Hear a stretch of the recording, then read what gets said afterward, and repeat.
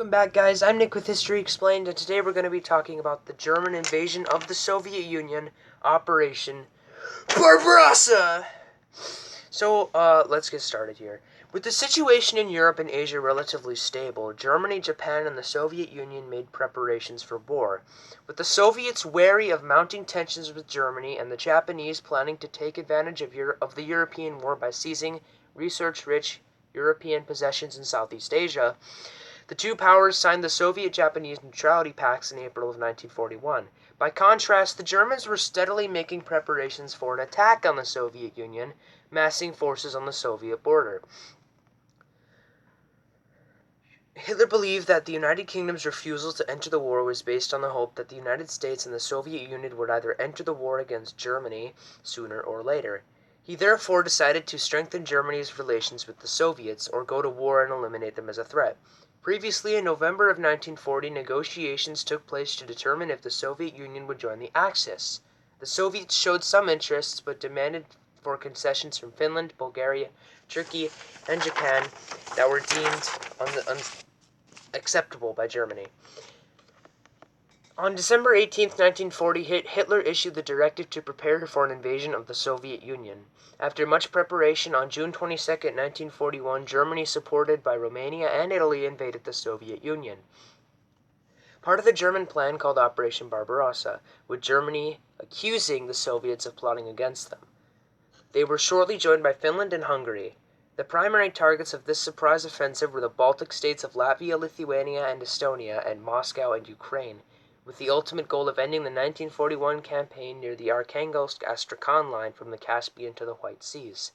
Hitler's objectives were to eliminate the Soviet Union as a military power, exterminate communism, and generate Lebensraum, German for living space, and guarantee access to the strategic resources needed to defeat Germany's remaining rivals. Although the Red Army was preparing for a strategic counteroffensive before the war, Barbarossa forced the Soviet Supreme Command to adopt a strategic defense. Before the invasion, the Axis stationed 4 million personnel along the Soviet border, the largest invasion force ever assembled in warfare history to date. They invaded along an 1,800-mile front, accompanied by 600,000 motor vehicles and 650,000 horses for non-combat operations.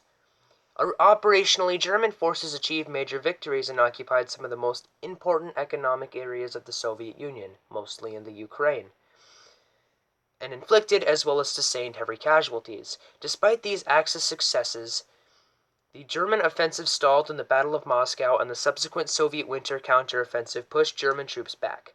The Red Army absorbed the Wehrmacht's strongest blows and forced the unprepared Germans into a war of attrition. The Wehrmacht never again mounted a simultaneous offensive along the entire Eastern Front again.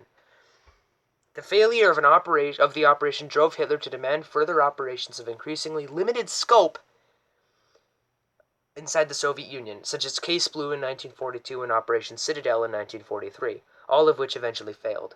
The failure of Operation Barbarossa proved a turning point in the fortunes of the Third Reich. Most importantly, the operation opened up the Eastern Front, in which more forces were committed than in any other theater of war in human history. The Eastern Front became the site of some of the largest battles, most horrific atrocities, and highest casualties for Soviet and Axis units alike, all of which influenced the course of both World War II and subsequent history of the 20th century.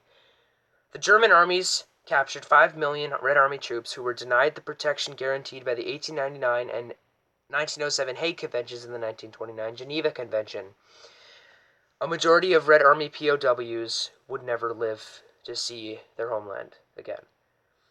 Also, Einsatzgruppen death squads patrolled the Soviet Union looking for people to kill. They often ransacked villages for supplies when they were low. Freshly mobilized reserves allowed the Soviets to achieve numerical parity with Axis troops. This, as well as intelligence data which established that a minimal number of Soviet troops in the east would be sufficient to deter any attack by the Japanese Kwantung Army, and that allowed the Soviets to begin a massive counteroffensive that started on December 5, 1941, all along the front and pushed German troops 62 to 155 miles west.